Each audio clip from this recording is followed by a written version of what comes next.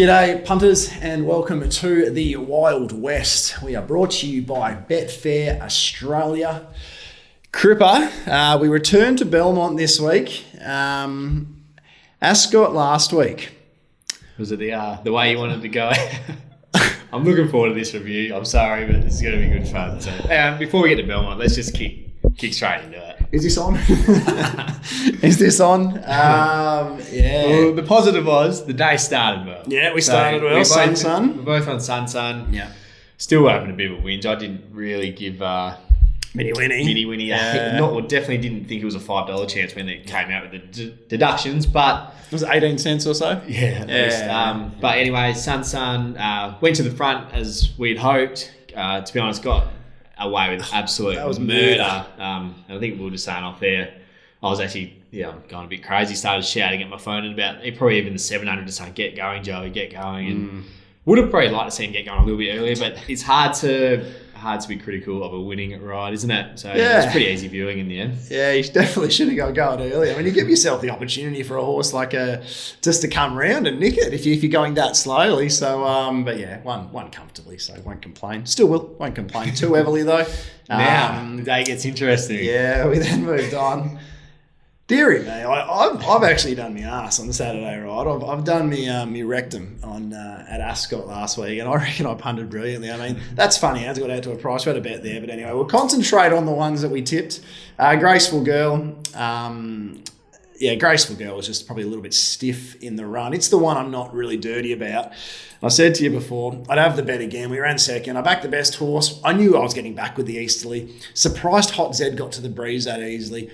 Also, I'd like to give credit to Hot Z, though. That's a horse I underrated with the 60 kilos off a freshen up. Yeah. Thought a lot of those wins were those real soft lead wins where it was handed races. Hot Z might be a serious racehorse, but we're just saying Graceful Girl, wherever she goes next start, will be very popular. But thought, okay, that was a good bet. Happy with the bet. Nice little second. At least I know I've got Elite Street coming up, who I reckon is an absolute Marty Moral.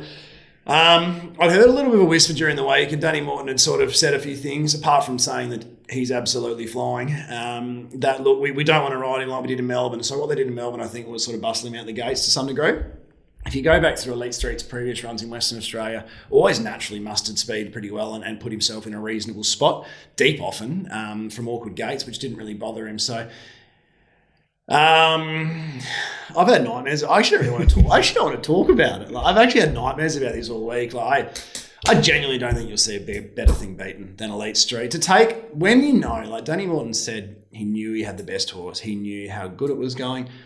I think the main instruction has to be, let's not ride this for luck in any instant. Like, fair enough, you want to ride it a bit quieter, but stay wider. Get in a moving line. Just watching the Paddy Carberry. You sent me the Paddy Carberry vision because they had the GoPro on Paddy's head on Cup Night, which was awesome actually. Yeah, it was really cool. Probably makes you appreciate how. It just meant I had another nightmare. So thank you for sending me that. It's a tough job. Yeah, that was. I actually finished the day like that was. Yeah, that was as tough a day on the punt. And then there's obviously, like, Elite Street was just the biggest mold. You could just tell in the running, it was a class above them, wasn't it? You know? Yeah. Like, just an absolute class above. And then there was Narodio in the last. Like, I'll let you touch on this one, but just Lacto instantly was doing this. Like, it's like he had his indicator on, like European style, left-hand indicator, and his indicator on. It was just like, let me in. Like, instead of just saying, well, this horse has a little bit of gate speed too, let's just work into a spot. Let's just find a spot. Because Naughty by Nature was slightly away, mustered up, held it out. Like, if he just expected for the horse to be going at a real slow tempo, and you need to merge at pace. You know, it's like freeway drivers in Western Australia. They haven't got a great deal of ability. So, dearie me, to sit deep the trip, it should have ran me last. Yeah. That's the thing. I guess when you back, as good as Lactar is, when you're betting apprentices on sit sprinters, you've sort of got to be prone to bad luck at times. But the thing I would have liked to see of Lactar is when he got caught wide, then he wanted to snag back. I would have loved to see him sit on the outside of Highland Meat. Like, make the ground when it's easy to, not when they're all sprinting. Another moral beat for, at least it was for both this time, but probably not the best way to see Ascot out. Punted well, though. Exactly. That's all that matters. So you should, as I say, money lost, nothing lost, confidence lost, everything lost. So we go into Belmont. I think we're on the right track, aren't we? We're on the right track, definitely. Very, as I said, I'd place all the bets again. I'd go even harder next time because I'll definitely get better odds. But, Crip, give me your ride of the day. Okay, it's funny. I'm going to give it to Chris Parnham on Elite Street. Not really. On Secret Pearl. Just for the record as well, I'm not just having to go at Chris Parnham with that. I'm also having a go at Danny Morton, who is a cracking bloke. I hope he doesn't take that too personally. I just think the tactics were just awful, just from start to finish. Sorry, Secret Pearl, yes. Secret Pearl, you got that one right. So he's riding well at the moment. I thought, going through it, the ride I appreciated the most was Paddy Carberry's on Pans Down. He could have dropped behind Gates of Babylon, but I think they knew, so they'd looked at the race tactically, and they knew that you didn't want to be on the back of Gates of Babylon. So you watch him early, desperate from an inside gate to stay outside of that, and I thought that's what won him the race. So Paddy Carberry for the first 50 metres of a race, because there was a few other 50 metres at the start of other races I didn't enjoy quite as much. So we need to move on. We really need to move on. My horse to follow, could have picked any of yours, but I'm going to give it to Graceful Girl. She'll be short next start, but we'll appreciate Belmont, and she will just win. Graceful Girl, Elite Street in a rodeo. Fair enough. They will be hard to beat next start, won't they? All right, back at Belmont. Looking forward to it. Yeah, the rail. Nothing screams back at Belmont, but then like 10 to 20 mils on Saturday. So it's a hard luck story, isn't it? We haven't had any rain all week in WA for those watching from over east, and then on Saturday it's starting to rain about 5 a.m. and it shuts up at about 9 p.m. Sunday night. So if you wanted to go out and do anything on the weekend, stiff shit, you're not. Good thing is it hasn't been raining all week. There's no horses been working on it. So especially early, should be no major issues. But as the day progresses, it might chop out. It might be good to be wider. Good day to bet on the exchange late races at least. Yeah, no, exactly. I think, probably might be a soft 5 when we start, but you just, as the weather sets in, might be a soft 6 or a soft 7 by the end. So I've went back and looked at the data from last season. I thought Belmont played really fair, especially at the start of the season. So I'm expecting that to occur again. Really, if you get your horse in the right spot, you can, whether you're sort of midfield or up on speed, you should be. I never want to back a horse that gets right back, but happy to back him probably a pair or two further back than what I would at Ascot. No, I'm really happy to be looking at a fair track at Belmont at the opening. Chrissy Nation does a great job. The one thing I will say is jockeys that haven't ridden there in the past can sometimes forget they're at Belmont and not at Ascot with the shorter straight, and they get rolling a bit early. So, your pikeys and whatnot who have that little bit of patience can often come to the fore with the longer straight. Cripper, let's get into it. All right, we'll go over race 4, 5, 6 and 7. I got 5. There's showing me 4. Okay. Yeah. Is that all right? Oh, yeah, no, that's good. We've got the 4 of them. So I'm going to kick off in race 4. I'm siding with the lightly raced Try For Us. She hasn't beaten a heap yet, but her 2 wins in a row, I just love the way she did it. She was sort of, dominant, and you could probably even say arrogant the way she hit the line. Last start, sent around as favourite. Don't think she was suited. She sat box seat on a really slow tempo. It looked like she got left flat-footed at the top of the straight, but really hit the line hard. Just nosed out in a photo by Bragwell, who I also have a bit of time for. I like the map here. Barrier 5, Chris Parnham sticks. It's going to probably be 1-1 or 1 out, 2 back. I think she's a horse she will appreciate a stronger tempo, up to a mile. Adam Durant trained, they'll just keep getting better and better. I really think she's an up-and-comer and who's got plenty of upside left and handles the wet. I'm happy to side with her to start proceedings. Yeah, she looks the winner. Very simply, looks your mapped winner. Just the price for me, whether we can get the $3 plus, I'd need to have a bet. But arguable, you talk about last start, it's arguable she goes down 4 kilos, and this isn't necessarily a harder race either. So, she just looks your winner, basically. Yeah. No, we always like betting the 3-year-olds against the older horses just with that 1.5 kilo allowance they get. As Terry touched on, price is probably the query at the moment. I've marked her $2.50. Sort of the 320 this morning is evaporated pretty quickly, so 260, 270 at the moment. Wouldn't recommend taking those odds, but one thing I just seem to notice with Durant historically, for someone who's if not one of the best, if not the best in WA, his horses seem to drift a lot on the exchange, but will still run well, whether they're shortening or drifting. Yeah, the biggest one we followed, I think we actually discussed it last year, was Massimo. Every start. Was it Massimo or Money Matters? Oh, it was one of his real good ones. Try for Us is one that's, drifts. So, well, second, but she's drifted every start in her career, and she's won 2 and been nosed out twice. I think the maiden win was 3s to 7s or 3s to 8s or something. Yep. So watch that market. And as I said, I'm probably same as Terry. Want $3 plus to play, but slightly confident / hopeful that we'll get it. So I'll wait for the day. All right, very good. Race number 5 over the 1,200 metres sees the return of Bright Diamond, the Robert Peters runner. First up for 329 days and is really short in the market for a horse first up for a year. Looking to bet around Bright Diamond here, Crip. I thought the trials were only okay. I think she's going to be a really nice horse, and she's every chance of blousing him. But at $2, I think that's paper thin odds, which allows us to have a bet elsewhere. And the horse that I want to have a look at is Poulet. Poulet is a really, really smart conveyance. Strung 4 in a row last preparation. Now, one of those wins, he was actually the second horse past the line, but Elite Street was later found to have a positive. So Elite Street was robbed of the race. Now, beating Classic Rogue by 3 lengths reads pretty well, but losing to Elite Street by under a half probably reads even better, especially when you watch the race and how much Poulet made Elite Street stretch its neck to get there. I thought Poulet's run 41 days ago was huge. Took over 500 metres to find the top at 1,300. Never won past 12. Probably had no right to give the kick like he did that day. And that particular day, I think the rail was a little bit sloppy as well. So thought it was a huge effort. Fiery Bay, Zachariah Bow, both run races since. And they're both nice horses in their own rights. Speed map wise, I think Paulie leads this pretty comfortably. Crip loves the wet, so the rain will be absolutely no issue whatsoever. Actually ran a race on a rain affected track last campaign with 61.5. It beat a slow horse in reaction. But that was that day where the rail it was probably the worst rail day I've ever seen at Belmont. It's the only horse to give anything. It was quite incredible carrying the big weight. So look, we can back the leader here at, what's the current price? $6-7?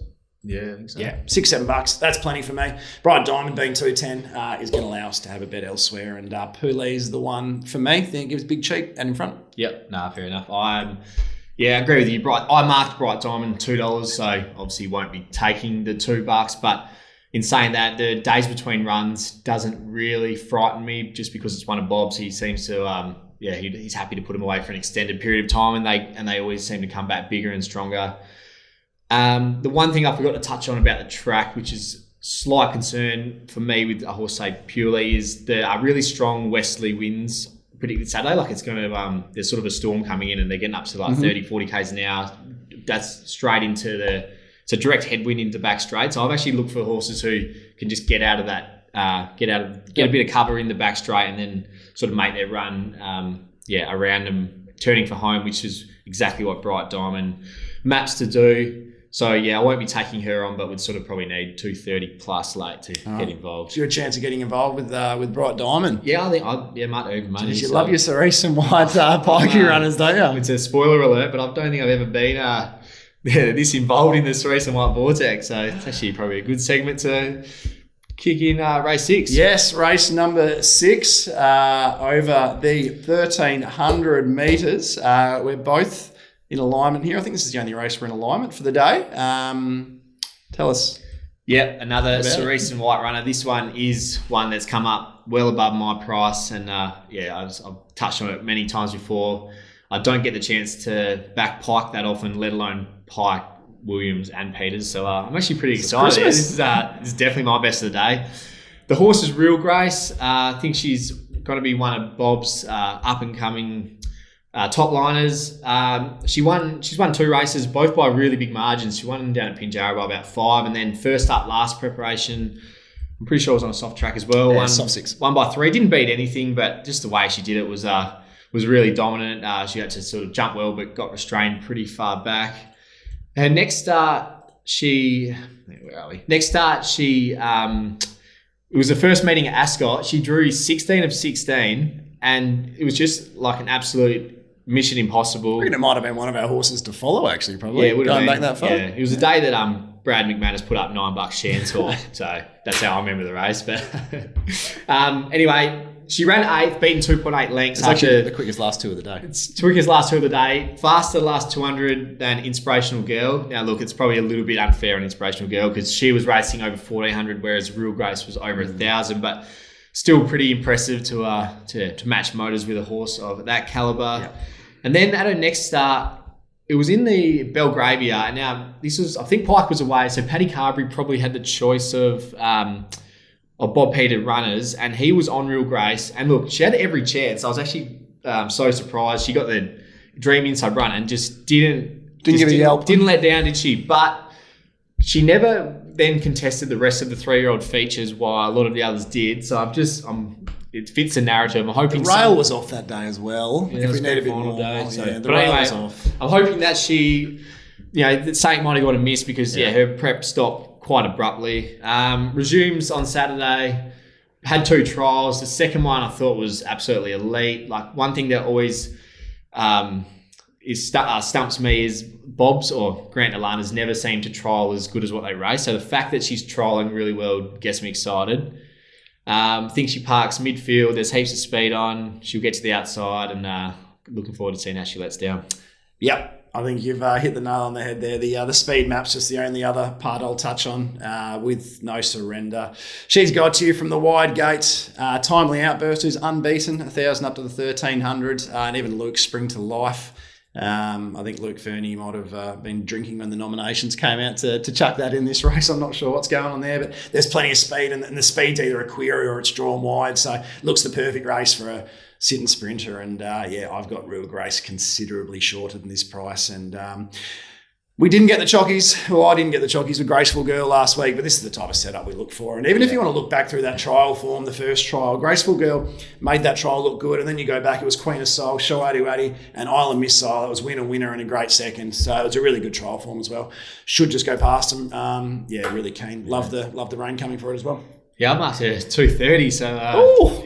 That's longer than me. I know, so there's 260. 340 available. So normally when I'm backing one of Bob's, it's like I'm marking 230 and I might be getting 245, and I'm still happy to be on there. So this is I'm either missing something, or this is all my Christmases have come at once. So maybe she's slightly. If we're going to look for we're going to be a devil's advocate, slightly polarising. Failed really badly on debut, and then that run Cripps talking about as well before. She was a little bit ordinary, so maybe a little bit polarising in that sense, and because of that, maybe that's why we're seeing price. Perhaps. Yep.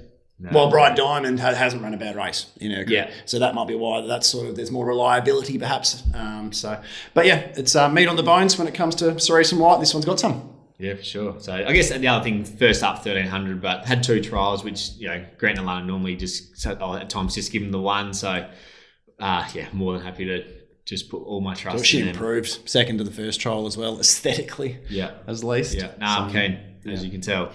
All right, race 7. Race number 7, you jumping into one? Nah. No? Nah. Price isn't exciting. I don't mind a bit like back to the well on Billy Ain't Silly, but marked him $2.50. I think he's at 250, 260. So, and as I touched on before, I'm just not sure how I'm sort of trying to not take a set against, but with that strong Wesley wind, he's going to be pushing into it. But in saying that, it does look a great map for him. I don't think he'll cop too much pressure. Have I told you what I'm tipping here? No, I actually thought you were going to be on double digit, who I gave some chance. Keep guessing. Keep guessing, actually. Keep guessing. Let's see how many it takes. Mrs. Brown's Boy. No, I do like Mrs. Brown's Boy as a potential saver, but no. This is a good footy show, I reckon. You're not going Carragini or Oregon, are you? No, we're not going Carragini or Oregon. What have you got for us, Taz? We're going to have something very small on Gun and Go here. Now, this is one we deep dove a fair bit to come up with something fairly unique. But opening meeting at Belmont, there's always a couple of outlier sort of results you will find year after year. Gun and Go is a horse I reckon's returned really nicely. 1-2 trials. The second of those trials... first or second of those trials, beat home, come play with me, Mackenzie Brook.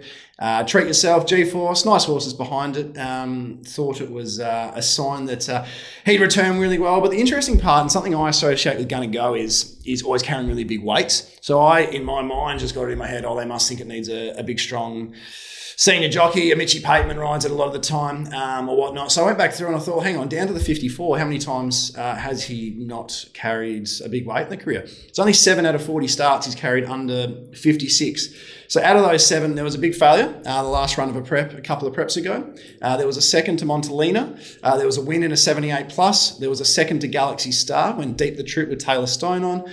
There was a run where he was 2 lengths off Akinar Star and was stiff that day. And there was another one, 2.5 length win.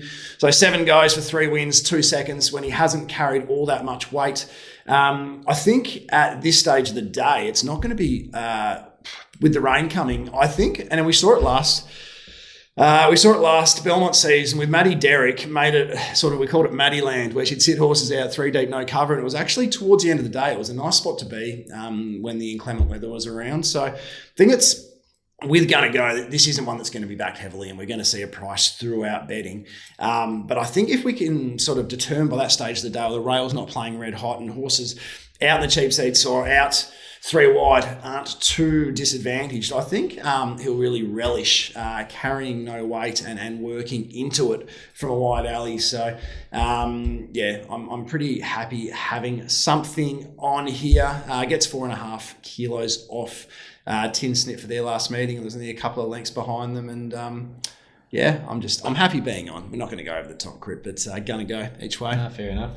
Surprised myself. I saw that, so I'm looking at $17 now. Yep. Is that 9? So I've got it $9, but in saying that, it's one that I've obviously found in a very niche sort of way. Yeah. As that's a little bit of a deep dive, as you could say. Surely the market's not doing that deep a dive. I wouldn't think so. I wouldn't think so. But I mean, you like Billy Ain't Silly, and Tin Snip's going to have the back of Billy Ain't Silly, right? There's no way on their last 2 meetings that Tin Snip can beat Billy Ain't Silly. No. There isn't a weight swing. There isn't a real big weight swing. Pike would have to be superhuman, you know? Yeah. Then you've got Star Align in the Breeze. Now, Star Align from the Breeze got handed a race. I'm just happy taking on Star Align from the Breeze. Then you've probably got Creator 1-1. Creator's a horse I don't think handles the wet at all and went horribly last start. So straight away, that's a real good push for Billy Ain't Silly, I'd say. Yeah. But with Billy Ain't Silly, the blinkers are off up to the mile. Could brain him. I'm always happy taking on a horse at $2.30, $2.40, $2.50 if I'm not sold on it completely. I just think it could bring other horses into the race running on off speed, and this is the one that I found in that sense. So yeah, no, you're 100%. Like I thought that obviously Billy Ain't Silly is a testing material, but everything that he raced against last start, I didn't think could turn the tables. Except I really like the run of Double Digit first start. Jumped one of mine. Yeah, I know. Got back, hit the line super. And if you watch 100 meters past the post, Billy Ain't Silly actually gets away from him again. He's running ragged, but Double Digit just goes whoosh. It's past everyone. Sorry. Past everyone, past the post.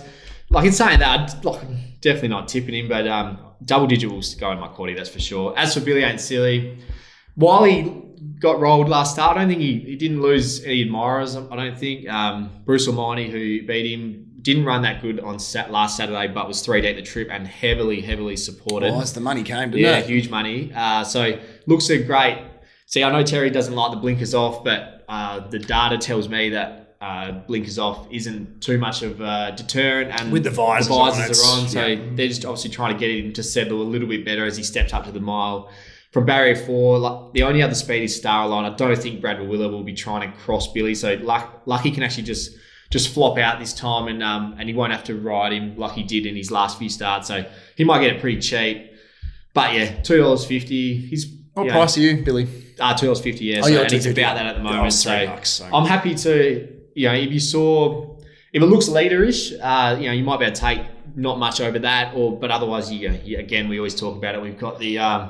We've got the advantage of when the price is not there, we can see how the track's playing and assess. Exactly right. Judge accordingly. So. Yeah, you can probably assess with if you want to have a little spec on mine as well, because you'll know by that stage how the surface is playing. And the one thing I would say to Maddie Derrick, if she's listening, is we don't want to be jagging out to dead last and trying to win from there. Just do your best at sitting. I'm happy to sit 3 deep, no cover the trip, working into it, and just the way that only Maddie knows how, Crip. Anyway, that's it. Yeah. All right. I think I've made my best pretty clear, and that's Real Grace. Excited to team up with the Cerise and White. fight. It might be the only time this season. A rare venture. Yeah. You? Probably Real Grace too, but just to keep it interesting. Percentage gap from my price to current price would mean Pooley, so I'm going to go with Pooley. Yep. Just to keep her interesting. Yep. No, I like it. Tough on Speedo. So yep. One of mine, nearly. We're swapping roles this week. All right, good stuff. Looking forward to the return of Belmont. A few bets there, so fingers crossed we go all right. Now, the 1-1 podcast has got Chris Nation on. He's the guru behind making sure Belmont and Ascot come up smick, and he seems to be, he's bloody good at what he does. So very knowledgeable. Looking forward to what he has to say. He might pick up a thing or two about track bias or how the track's going to play on Saturday. Declared Maricino in the first at $1.42. So doesn't mind putting his balls on the line either. Other than that, have a good weekend on the punt. Again, gamble responsibly.